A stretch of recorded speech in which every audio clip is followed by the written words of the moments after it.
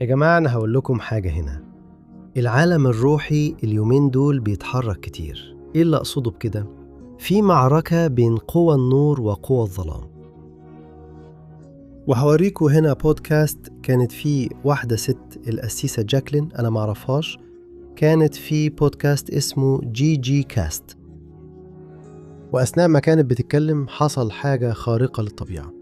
أنا عايز أوريكم الفيديو ده، بعدين هعلق على الفيديو ده، وكمان هحط فيديو لقسيس أمريكي وأنا اتفاجئت جدا. كان بالظبط في اللحظة اللي هو قال فيها حاجة وفجأة حصلت حاجة خارقة للطبيعة. فخليك معايا لحد الآخر. هشرح كمان إيه اللي بيحصل في العالم الروحي بطريقة حتى المسيحيين نفسهم مش عارفين إنها بتحصل كده بالظبط. ولو كان عندك أي شكوك عن الظواهر الروحية أو الخارقة للطبيعة، الفيديوهين دول هنا هيفتحوا عقلك ورؤيتك الروحية، تقدر تكون متأكد من ده. ماشي؟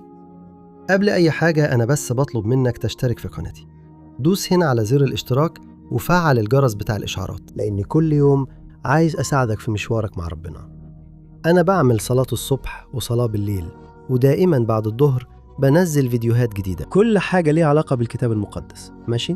فهحط البودكاست وبعد كده هجيب تعليق هنا هيبنيك روحيا جدا. شوف إيه اللي حصل.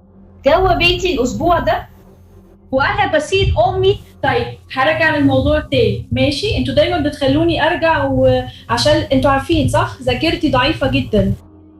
وقلت يا أمي أنا هخرج، كنت صليت وقلت يا أمي أنا هخرج، وفجأة يا جماعة حسيت كأن في حد مخنوق.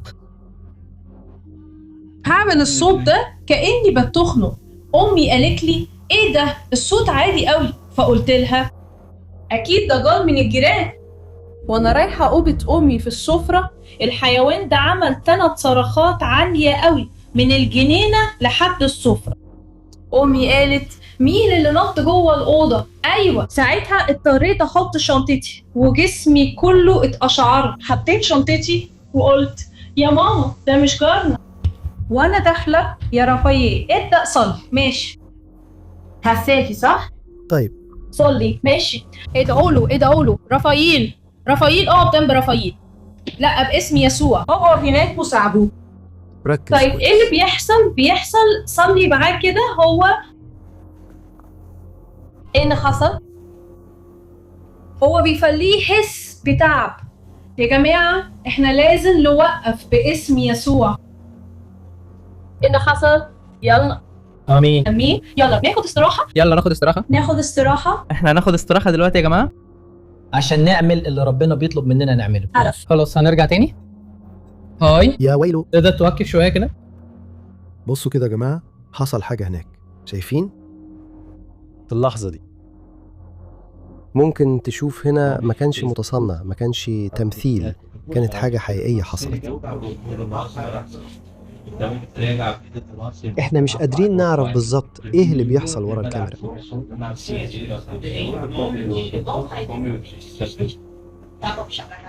تمام، بس احنا بنلاحظ ان في شخص هناك في اللحظة دي هي اتلبست، العدو دخل جسمها، وانا عايز اتكلم عن الموضوع ده. انا جوفان باو، خد كل الروح يا رب. مساء الخير يا رب. المصر اطلب ايده، اديله ايدك اليمين يا رب باسم السيد المسيح. احمي الراجل ده من كل تسلط الشيطان باسم يسوع. انت مستخبي فين؟ هتطلع دلوقتي. النتيجة اللي انت ممكن نصور بأمر باسم الآب والابن والروح القدس. الشر مش هيغلب. يا رب انا بطلب منك دلوقتي تبعت ملاك على البيت ده وكل اللي تحته، كل الناس اللي تحته. يبقى ده كل اللي عندي اقوله. هم عملوا الصح، هم عملوا الصح وتصرفوا في الوقت الصح. انا واقفه هنا.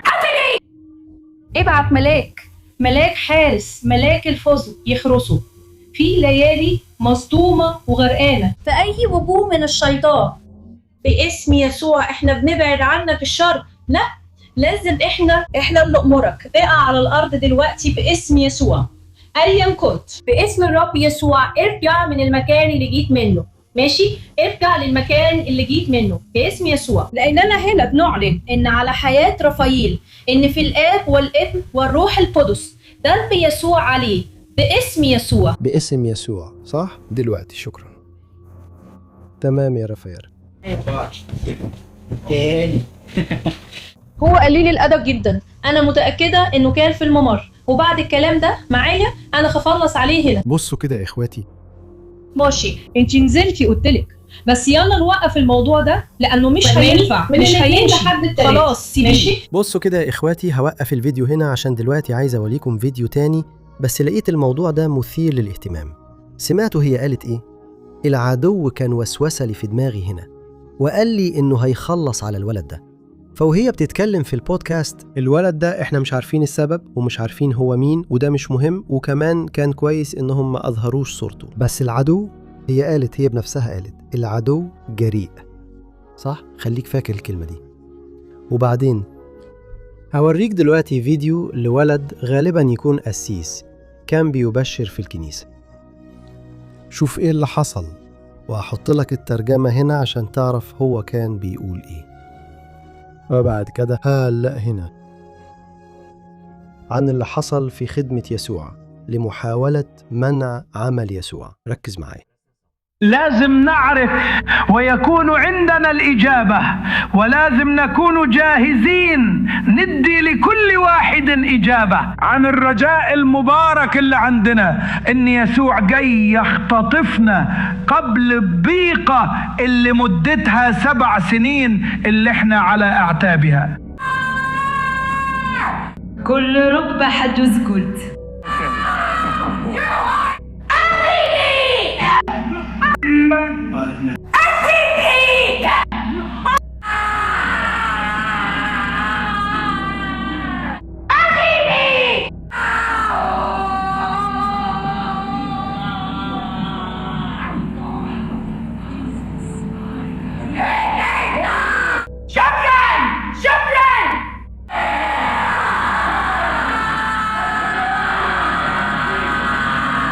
بص،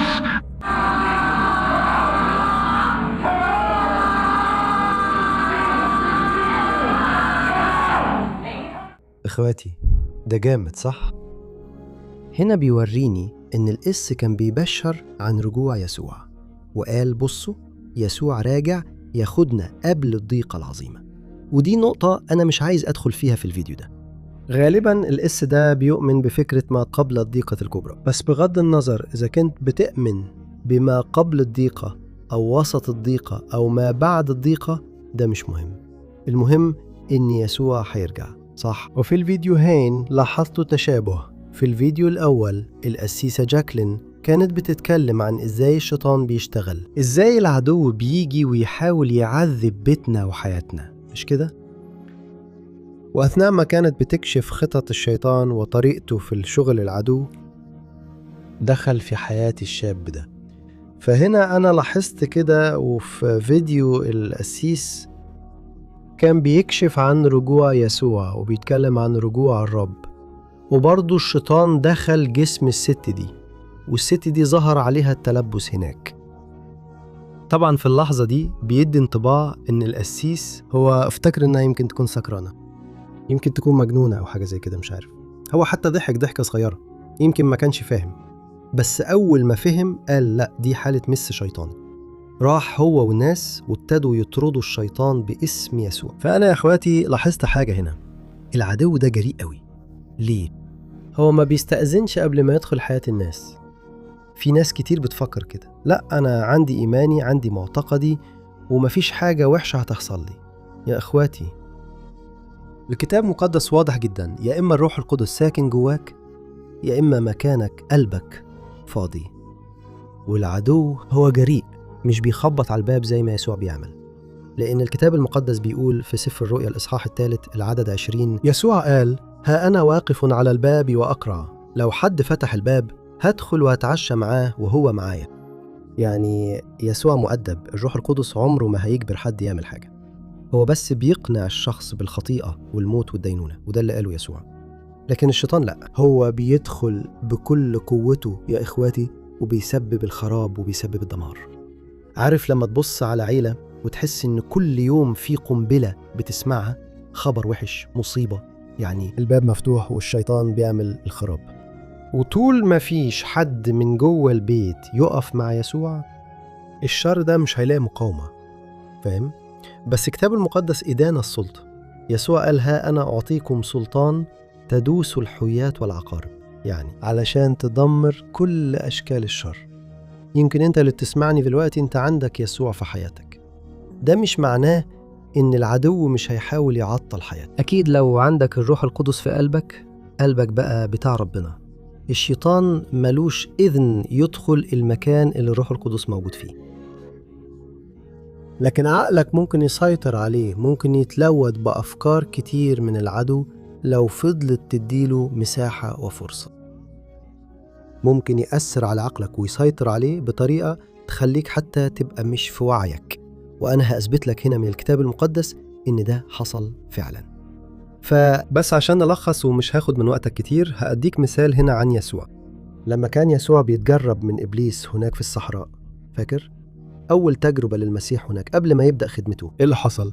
إبليس شاف إن يسوع كان جعان، وكان بالضبط في اللحظة اللي الكتاب المقدس بيقول فيها إن يسوع حس بالجوع، هو إن إبليس عرض عليه حول الحجارة دي لخبز لو كنت ابن الله.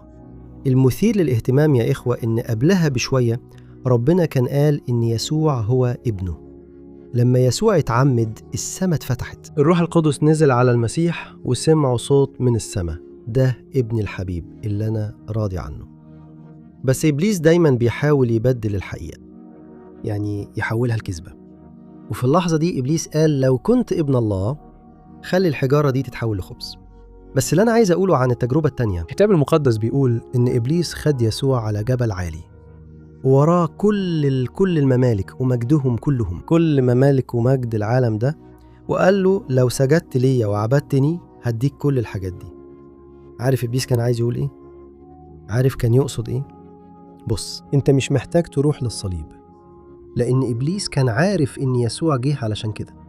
بس هو قال له أنت مش محتاج تروح للصليب وتعاني علشان تاخد كل الحاجات دي ميراث، لا أنا ممكن أديها لك دلوقتي حالا لو سجدت لي وعبدتني. يا إخواتي، إبليس في اللحظة دي كان بيعرض ملك ومجد من غير ما يعدي على الصليب. بصوا الخطر يا إخواتي. بنفس الطريقة العدو بيحاول يخلينا أنا وإنتو نسيب صليبنا ونعيش حياة هادية، حياة كلها سلام في الدنيا دي، مع إن ملكوتنا مجدنا وبيتنا الأبدي مش في الدنيا دي. أمين؟ بس شوفوا إبليس بيشتغل إزاي، ركزوا معايا. أول حاجة حاول يجرب يسوع في الصحراء وما قدرش، والكتاب المقدس بيقول إن إبليس بعد كده ابتعد واستنى الفرصة الجاية. وإيه كانت الفرصة الجاية يا إخواتي؟ الكتاب المقدس بيأكد إن الفرصة دي كانت عن طريق بطرس، التلميذ بطرس. وهنا بقى اللي أنا قلت لك عليه، الشخص ممكن يكون عارف الكلمة وممكن كمان يكون عنده علاقة مع ربنا، لكن لو ما كانش واخد باله من عقله الشيطان ممكن يسيطر عليه.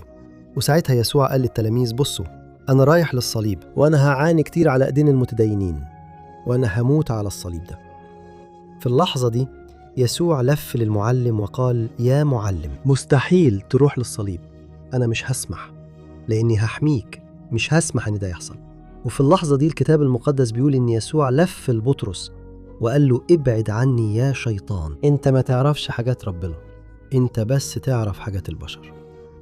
يعني يا إخواتي بطرس كان عنده جانبه البشري، وفي اللحظة دي معرفش يميز خطط ربنا، وما قدرش يقبل إن المسيح ابن الله المنتصر يموت بطريقة مهينة. وبسبب الضعف ده في عقله، عشان ما فهمش خطط ربنا ولا إزاي ربنا بيشتغل، الشيطان سيطر عليه في اللحظة دي. والشيطان بطريقة ما، الشيطان سيطر على بطرس وبدأ يتكلم والشيطان بيستخدمه. شوفوا الموضوع خطير إزاي يا إخواتي. وفي اللحظة دي يسوع وبخ الشيطان، وساعتها فاكرين أنا قلت إيه؟ الشيطان بيستغل الفرص. ولما يسوع كان خلاص على الصليب، إيه اللي حصل؟ المجرم اللي جنبه قال له لو كنت ابن الله انزل من على الصليب ده وخلص نفسك. وهنا يا إخواتي الشيطان استولى على جسم المجرم ده. ليه؟ لأنه رفض الحقيقة. ودي تبقى رسالة تحذير لينا كلنا يا إخواتي. لما الواحد يقفل الباب في وش يسوع هو مش مدرك هو بيعمل إيه. هو مش بس بيرفض ديا، لو كان كده كان الموضوع سهل. لا، هو بيرفض الباب الوحيد اللي فيه خلاص حياته. وساعتها الحاجات بتبدأ تمشي غلط، وساعتها الشخص حتى مش عارف ليه الحاجات بدأت تمشي غلط، لأن كتير العدو بيستغل إن الشخص رفض يسوع ويدخل يسبب دمار كبير. في اللحظة دي يا أخواتي الشيطان كان بيستخدم المجرم اللي جنب المسيح، لكن يسوع فضل ثابت لحد الآخر. أمين. بس مين يعرف إيه اللي حصل؟ الشيطان بدأ يدخل في الناس اللي كانوا هناك، اللي كانوا بيعدوا قدام يسوع وكانوا بيقولوا: أنت بتدمر الهيكل وبتبنيه في 3 أيام؟ طيب اعمل كده، انزل من على الصليب لو أنت ابن الله. يا إخوة، الناس بدأوا يسخروا من المسيح وبدأوا يذلوه، وكل ده علشان الشيطان كان متملك الناس دي. فأنا اتعلمت حاجة وعايزك تتعلمها كمان. إحنا ما ينفعش ندي فرصة للعدو، ما ينفعش نستهتر ونفكر إن العالم الروحي مش موجود. لا إخواتي، الشيطان بيدور على جسم يدخل فيه، بيدور على عقل فاضي. فاكرين الجملة دي؟ العقل الفاضي ورشة الشيطان. وأول ظهور شيطاني في العالم ده عارفين كان إمتى؟ هناك في جنة عدن، لما حواء كانت ماشية في الجنة وفجأة الشيطان دخل في حية، والحية دي كلمت حواء. يا إخواتي، الشيطان محتاج جسم، محتاج عقل فاضي، محتاج قلب بعيد عن ربنا. بس أنت النهاردة تقدر تقاوم الشر. الكتاب المقدس بيقول في رسالة يعقوب الإصحاح 4 إنه لو خضعت لربنا وقاومت الشيطان هو هيهرب منك. آمين. عشان كده أنا حسيت في قلبي بقوة دلوقتي، أنا عايز أصلي لك كمان ثانية واحدة بس. أنا عايز أجيب هنا زيت المسحة، لأن الكتاب المقدس بيقول إن التلاميذ كانوا بيدهنوا إيديهم بالزيت، وكانوا بيصلوا للمرضى، والمرضى كانوا بيخفوا، وكمان كانوا بيطردوا الشياطين باسم يسوع، والناس كانت بتتحرر. فدلوقتي هتغمض عينيك لو تقدر، وهتاخد معجزتك وتحريرك. آمين. أنا عارف إنك ما عدتش هنا للآخر من غير سبب، وعارف إن مش صدفة إننا اتقابلنا هنا حتى لو عن بعد. ربنا ليه خطة جميلة في حياتك، استقبل الصلاة دي. لكن الأهم من كده، خد قرار تمشي مع يسوع. أمين. غمض عينيك ويلا نصلي. المجد لله. وما تنساش يا إخواتي، في الآخر شارك الفيديو ده، ممكن ينقذ أرواح لمجد ربنا.